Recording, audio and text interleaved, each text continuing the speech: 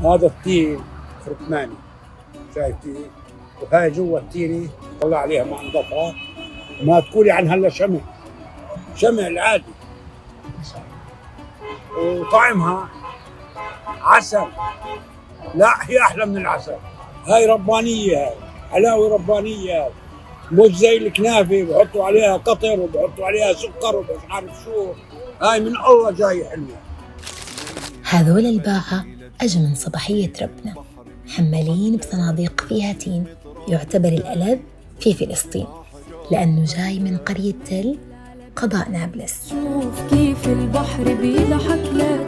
التين 15 نوع، ولكن أشهرها في فلسطين 5 أنواع، وهي العجلوني والموازي والإخضاري والسوادي والخرطماني، أو زي ما بسموه التلاويين عناقي.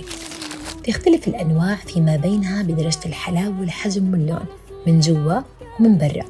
فالخرطماني مثلا عسلي من جوا، أسود بنفسجي من برا، أما الإخضاري فأخضر من برا وأحمر من جوا.